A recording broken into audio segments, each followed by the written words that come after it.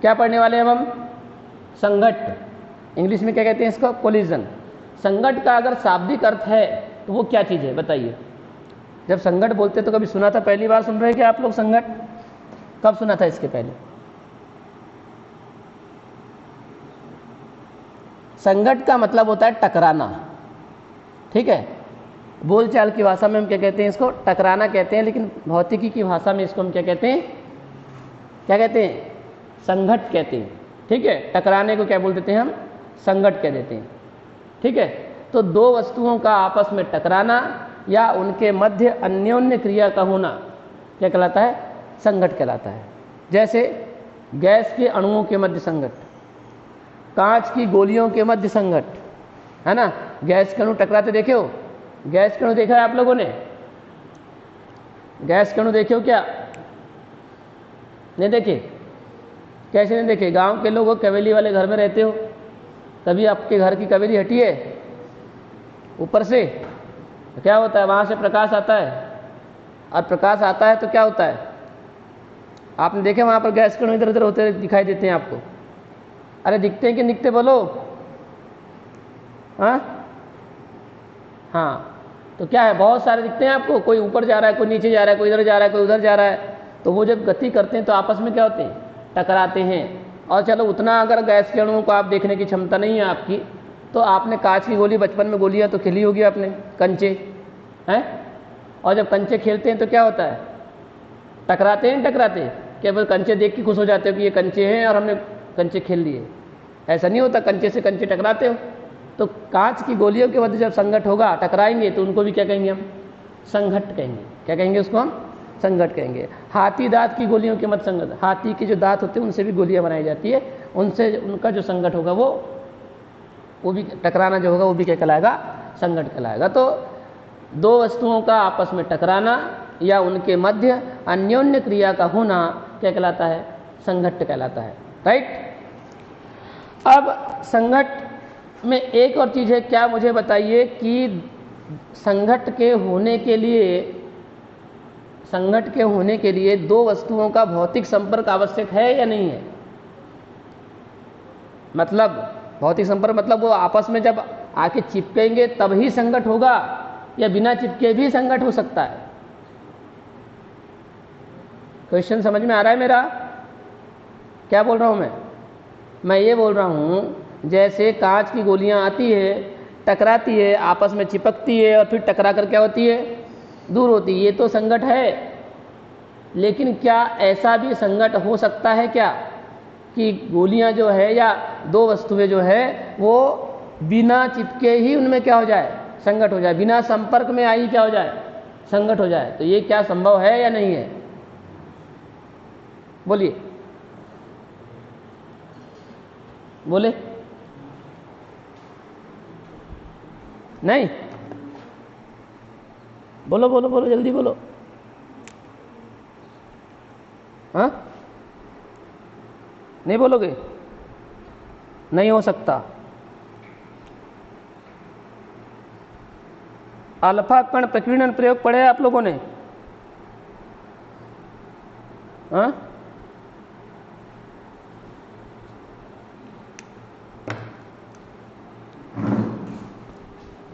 हो सकता है। ऐसा भी संघट्ट होता है जिसमें दो वस्तुएं आपस में संपर्क में ना आए, उसके बाद भी क्या हो सकता है? संघट्ट होता है। रदरफोर्ड का अल्फा कण प्रकीर्णन प्रयोग पढ़े हो क्या कभी? हाँ, जिसमें अल्फा कण आते हैं, स्वर्ण पन्नी होती है, सोने की पन्नी होती है, अल्फा कण आते हैं और वो बिना टकरा ही क्या हो जाते हैं? फिर वापस हो जाते हैं। ऐसा होता है। अल्फा कण प्रकीर्णन प्रयोग, ये स्वर्ण पन्नी होती है, स्वर्ण पन्नी, ठीक है। और इस स्वर्ण पन्नी में क्या होते हैं? प्रोटॉन पाए जाते हैं, है ना। क्या पाए जाते हैं? प्रोटॉन, P+, ठीक। और यानी कि ये धनात्मक कण है। इनके अंदर कौन से कण हैं? धनात्मक कण, धनात्मक कण है। और यहाँ पर जब अल्फा कण इधर से आते हैं तो अल्फा कण जो होते हैं ना, ये भी कौन से कण होते हैं? ये भी धनात्मक कण ही होते हैं। अल्फा कण भी धनात्मक कण ही होते हैं।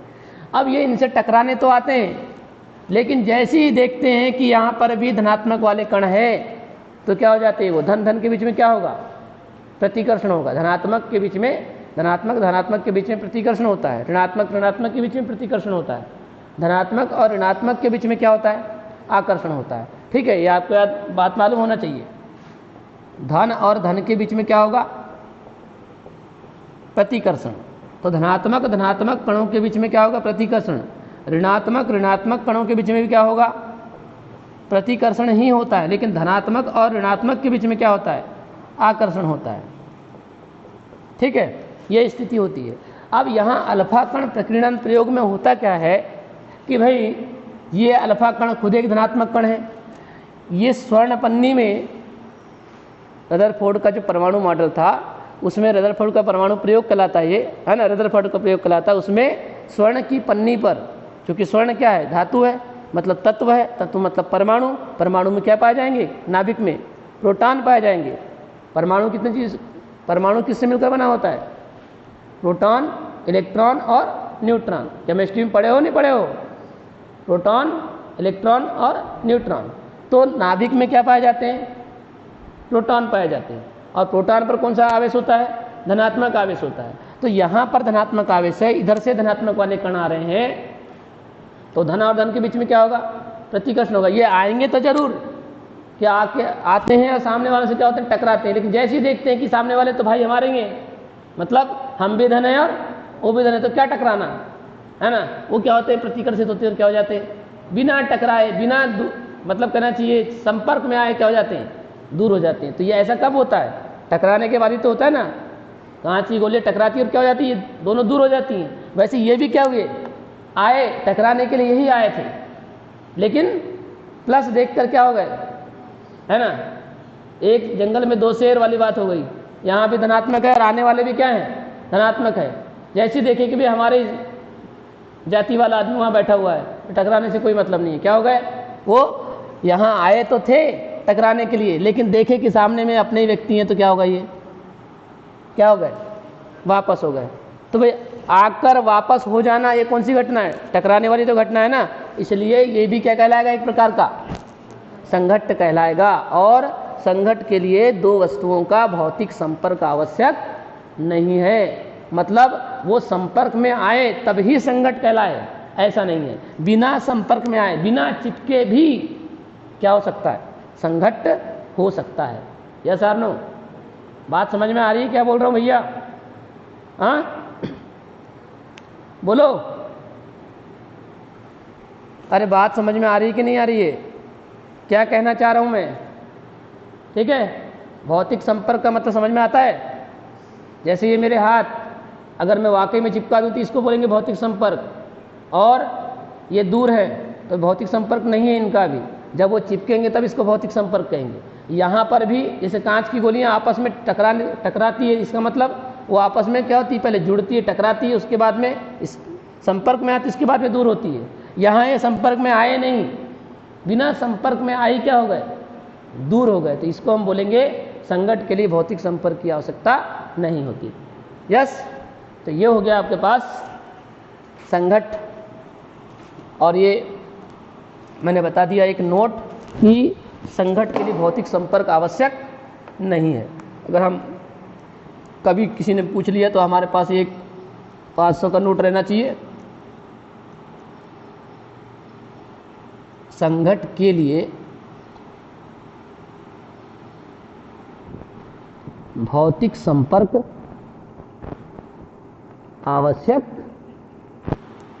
नहीं होता, नहीं होता, ठीक है। अब संघट्ट कितने प्रकार के होते हैं, संघट्ट के प्रकार भी होते हैं। इसके दो प्रकार होते हैं संघट्ट के। पहला होता है प्रत्यास्थ संघट्ट, प्रत्यास्थ संघट्ट, ठीक है, जिसको बोलते हैं इलास्टिक कोलिजन। और दूसरा होता है अप्रत्यास्थ संघट्ट। कौन सा संघट्ट, अप्रत्यास्थ।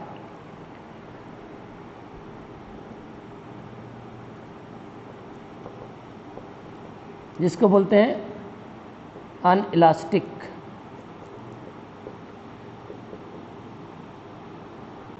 कोलिजन। प्रत्यास्थ संघट में क्या होता है? अब ये दोनों परिभाषाएं बहुत महत्वपूर्ण है ना। वह संघट जिसमें निकाय का संवेग और गतिज ऊर्जा दोनों संरक्षित रहते हैं। मतलब निकाय जब टकराएंगे, दो वस्तु टकराएंगी ना, अकेला टकरा जाएगा कहीं भी अपने आप से? नहीं हो सकता ना। टकराने के दो वस्तु चाहिए कि नहीं चाहिए? कांच की गोलियों के मध्य संघट, मतलब दो कांच की गोली होगी तभी तो होगा कि एक ही कांच की गोली टकरा गई अपने आप से, ऐसा नहीं हो सकता ना। तो निकाय बनेगा, दो है मतलब क्या बनेगा? निकाय बनेगा। तो निकाय का संवेग प्लस गतिज ऊर्जा दोनों क्या रहती है? संरक्षित रहती है। दोनों संरक्षित रहते हैं। निकाय का संवेग भी संरक्षित रहेगा और गतिज ऊर्जा भी कैसी रहेगी? संरक्षित रहेगी। जैसे कांच की गोलियों के मध्य संघट, गैस के अणुओं के मध्य संघट, ये सब प्रत्यास्थ संघट के उदाहरण हैं। क्यों? क्योंकि टकराते समय भी वो गति में थे, टकराने के पूर्व भी गति में थे और टकराने के बाद में भी क्या हो गए हैं? गति में आ गए, गति में ही है। यानी कि ना उनके संवेग में कोई परिवर्तन होगा, संवेग में परिवर्तन तो होगा पहले और दूसरे के, लेकिन कुल संवेग की यदि हम बात कर ले, निकाय के कुल संवेग, तो निकाय का कुल संवेग क्या होता है? पहले और दूसरे दोनों का योग, दोनों को जोड़कर बनता है ना। कुल का मतलब क्या है? दोनों को जोड़कर बनाना, यही कहलाएगा। ठीक है, तो संवेग भी संरक्षित रहेगा और गतिज ऊर्जा भी। मतलब पहली वस्तु का संवेग धन दूसरी वस्तु का संवेग, पहली बार में टकराने के पूर्व बराबर, टकराने के बाद पहली वस्तु का संवेग प्लस दूसरी वस्तु का संवेग, इस तरह से संवेग संरक्षित रहेगा। और कौन संरक्षित रहेगी? गतिज ऊर्जा। क्यों? टकराने के पहले भी गति में थे, टकराने के बाद में भी कैसे हैं? गति में ही है। तो गतिज ऊर्जा भी कैसी रहेगी? संरक्षित रहेगी। तो ये, और एक और चीज़ खास चीज संघट की ये होती है कि इसमें वस्तुएं टकराती है और टकराने के बाद में क्या हो जाती है? दूर दूर हो जाती है। ये संघट की एक विशेषता भी है। यानी कि टकराने के बाद दोनों वस्तुएं क्या हो जाएंगी? दूर दूर हो जाएगी। जैसे कांच की गोली टकराती है तो क्या हो जाती है? चिपक ही जाती है क्या? नहीं, कैसे हो जाती है? दूर दूर हो जाती है। ठीक है, तो ये संघट कहलाएगा आपका प्रत्यास्थ संघट। परिभाषा क्या देंगे? वह संघट जिसमें निकाय का संवेग और गतिज ऊर्जा दोनों संरक्षित रहते हैं, प्रत्यास्थ संघट कहलाता है। एग्जाम्पल क्या होगा इसका? गैस के अणुओं के मध्य संघट, कांच की गोलियों के मध्य संघट आदि, है ना। हाथी दांत की गोलियों के मध्य संघट। ठीक है, संघट मतलब आपके मोटरसाइकिल से किसी ट्रक से टकरा गए, वो भी संघट ही कहलाएगा। ठीक है ना, लेकिन अपने को टकराना नहीं है ऐसा। अप्रत्यास्थ संघट, अनइलास्टिक कोलिजन, इसमें क्या होगा? निकाय का संवेग तो संरक्षित रहेगा। निकाय का कौन संरक्षित रहेगा? संवेग संरक्षित रहेगा। ठीक है, संवेग संरक्षित रहेगा, लेकिन गतिज ऊर्जा संरक्षित